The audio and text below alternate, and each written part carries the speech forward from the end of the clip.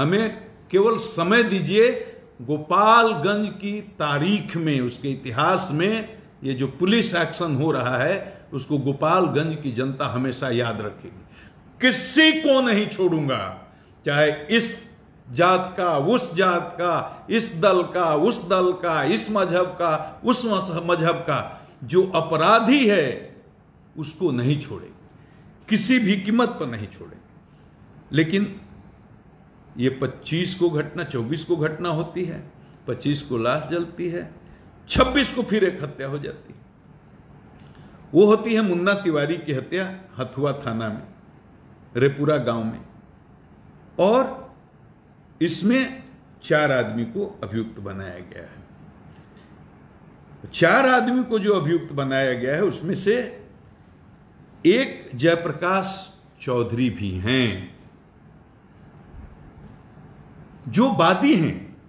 एक दिन पहले जो उनके भाई की, उनके मां की, उनके पिताजी की हत्या हुई, जिसमें साजिशकर्ता के रूप में पप्पू पांडे का नाम है, माननीय विधायक का, उसी तरह से उसके दूसरे दिन यानी 26 को जो सतीश पांडे के आदमी मारे जाते हैं, मुन्ना तिवारी, जो उनके मौसेरे भाई हैं, उसमें साजिशकर्ता के रूप में फिर जयप्रकाश चौधरी का नाम दिया जाता है कि चूंकि इनके माताजी, पिताजी और भाई की हत्या हुई तो दूसरे दिन प्रतिशोध में इन्होंने सतीश पांडे के मौसेरे भाई मुन्ना तिवारी की हत्या करवा दी।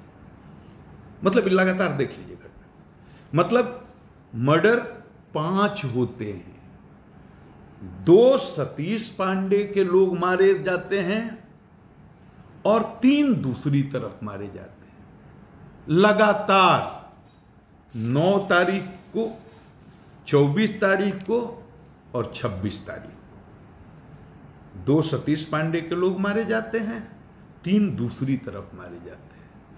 अब जो जयप्रकाश चौधरी के माताजी, पिताजी और भाई की हत्या जो हुई है उसमें पप्पू पांडे साजिशकर्ता के रूप में अभियुक्त बनाए गए और सतीश पांडे के मौसेरे भाई जो मारे जाते हैं उसमें जयप्रकाश चौधरी साजिशकर्ता के रूप में अभियुक्त बनाए गए। उनको याद रखिए कि गोली भी लगी है, उनका इलाज भी चल रहा है। तो घटनास्थल पर तो ये भी नहीं थे, तो बिना अनुसंधान किए साजिश के बिंदु पर विधायक पप्पू पांडे को जेल भेज दिया जाए, बिना अनुसंधान किए सिर्फ एफआईआर में नाम आने के आधार पर साजिश करने के आरोप में बिना साक्ष्य जुटाए जयप्रकाश चौधरी को भी जेल भेज दिया जाए। ये दोनों बिंदुओं पर अनुसंधान चल रहा है। बाकी ट्रिपल मर्डर केस में गिरफ्तारी के लिए कोई भी बाकी नहीं है। और गोपालगंज से हम हाथ जोड़ करके करबद्ध प्रार्थना कर रहे हैं, आप किसी जाति को हों, किसी दल के हों, किसी मजहब को, अपराध और सच बोलना सीखिए, सच का साथ देना चाहिए। अपराध और अपराध की संस्कृति के खिलाफ मैं आज से नहीं लड़ रहा हूं। मैंने 33 साल की सेवा कंप्लीट की है और हमने अलग अलग मुख्यमंत्री के साथ काम किया है। हमने माननीय लालू प्रसाद यादव भी हमारे मुख्यमंत्री रहे, माननीय श्रीमती राबड़ी देवी भी हमारी मुख्यमंत्री रही और अब माननीय हमारे नीतीश कुमार मुख्यमंत्री हैं।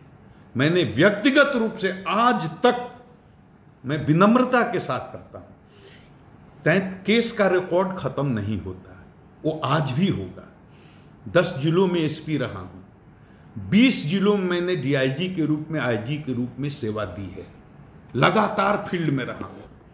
और मैं यही कहूंगा कि एक भी कोई केस का उदाहरण आप निकाल लीजिए जिसमें हमने किसी दोषी को, गुंडा को, कातिल को, अपहरणकर्ता को, अपराधी को, संगठन का, गुंडों का गिरोह चलाने वाले को छोड़ दिया हो, या एक भी उदाहरण दीजिए जिसमें किसी निर्दोष को मैंने जानबूझ करके जातिगत भावना से या दलगत भावना से किसी को फंसा दिया। एक भी उदाहरण नहीं करने, ऐसी जलीलत वाली नौकरी छोड़ दूंगा मैं। एक भी उदाहरण किसी अपराधी को, अपहरणकर्ता को, क्रिमिनल को कभी संरक्षण दिया हो, किसी मामले में कभी कोई जात पात के नाम पर मैंने भेदभाव किया हो? मैंने तो 33 साल में अपनी जात का एक आदमी अपने साथ बॉडीगार्ड के रूप में आज तक नहीं रखा। मेरे साथ मुसलमान होते हैं, दलित होते हैं, यादव होते हैं, दूसरी अति पिछड़ा कास्ट। मैं तो ये सब सोचता भी नहीं, लेकिन जिस भाषा में आप समझना चाहते हैं उस भाषा में समझा रहा हूं। जात, दल, मजहब, संप्रदाय के आधार पर कभी भेदभाव मैंने किया? यहां अकलियत समाज के भी लोग बहुत भारी संख्या में बिहार में हैं। मैं चुनौती देता हूं एक एक आदमी को, 33 साल में कहां कहां एसपी रहा हूं, आपको सबको पता है।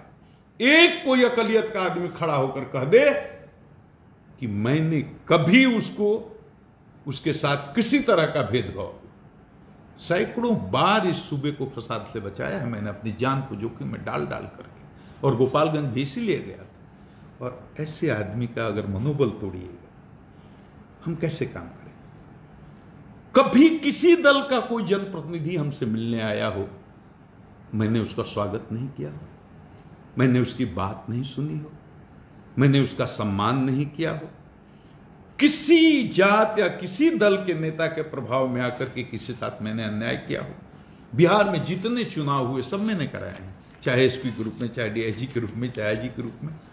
एक गांव के स्तर के कार्यकर्ता से लेकर राष्ट्रीय स्तर तक के किसी कार्यकर्ता और किसी राजनेता ने मेरे पर किसी प्रकार का पक्षपात करने का आरोप लगाया हो, किसी को मैंने लाभ पहुंचाने के लिए, किसी को हानि पहुंचाने के लिए कोई काम किया? अब ऐसे आदमी को भी, निष्पक्ष आदमी को भी काम नहीं करने दीजिएगा तो बिहार का क्या होगा? जो फेसबुक पर गालियां लिखते हैं उनको मैं कह रहा हूं, सोचिए, ये जात के दायरे से बाहर निकलना होगा। नहीं निकलेंगे तो बिहार का क्या होगा? फिर कोई अच्छा काम क्यों करेगा? बिहार की जनता इस बात पर यकीन करे कि बिहार पुलिस किसी के प्रभाव में और किसी के दबाव में काम नहीं कर रही है। साजिश का अनुसंधान होता है, साक्ष्य जुटाना पड़ता है।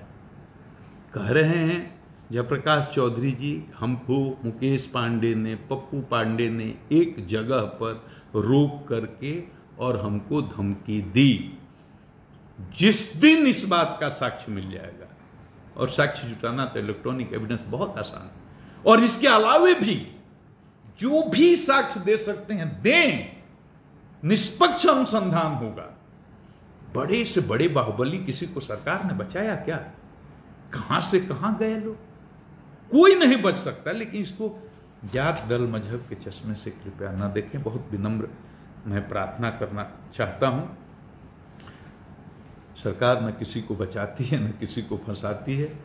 हम लोग भी बहुत ईमानदारी से आपकी सेवा कर रहे हैं, लेकिन ऐसे बिना सोचे, बिना जाने, मैंने बता दिया ना, गिरोहों की वर्चस्व, गिरोह मैंने पाला है, गिरोह मैंने पैदा किया है, मैं किसी गिरोह को रखता हूं। डीजीपी, आप सोचिए, 35 साल से नौकरी में हूं ना, एक दिन से थोड़े हो। जहां रहा आम जनता का आशीर्वाद रहा, और मेरी औकात तो बस इतनी ही है, आम जनता का आशीर्वाद।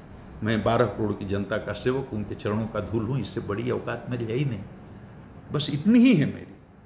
और कुछ लोग गलत, जैसे संवैधानिक पद पर जो लोग हैं, उनको कुछ लोग गलत सूचना दे करके गुमराह कर देते हैं। मैं उनको दोष नहीं देता, लेकिन उनको गलत सूचना दे करके रमाशय सिंह हत्याकांड, ये राजकुमार हत्याकांड, उपेंद्र सिंह हत्याकांड, अरुण कुमार सिंह हत्याकांड, अनिल तिवारी हत्याकांड, इसमें सब में पप्पू पांडे को नाम लेकर के, अब ये गलत सूचना जो किसी भी संवैधानिक पद पर बैठे हुए जिम्मेदार आदमी को देते हैं, वो उनके शुभचिंतक नहीं है, उनको सत्यापन इसका करना चाहिए। मैं सिर्फ बता दूं, इसमें किसी भी कांड में विधायक पप्पू पांडे नामजद अभियुक्त नहीं है, कहीं से भी एफआईआर में उनका नाम नहीं है। तो ऐसे कांडों के बारे में, और जो सतीश पांडे की बात कर रहे हैं, तो सतीश पांडे का मैंने आपराधिक इतिहास मंगाया। ये वो सतीश पांडे हैं जो 45 केसों में इनका नाम है। अभी ये वांटेड नहीं है किसी केस में, सब में बेल ले लिए, वो अलग बात है, मुकदमे कोर्ट में वो अलग बात है, लेकिन ये सतीश पांडे पर 45 केस हैं, और केस चोरी के हैं, डकैती के हैं, आमसे के हैं, हत्या के हैं, हत्या के प्रयास करने के हैं, अपहरण के हैं। तो सतीश पांडे अपराधी हैं। और जिस दूसरे माननीय की बात कर रहे हैं उनके भी आपराधिक इतिहास है, मुकेश पांडे के भी आपराधिक इतिहास है। तो जो जिसका आपराधिक इतिहास है उसके साथ समझौता करने के बजाय मर जाना पसंद करेगा।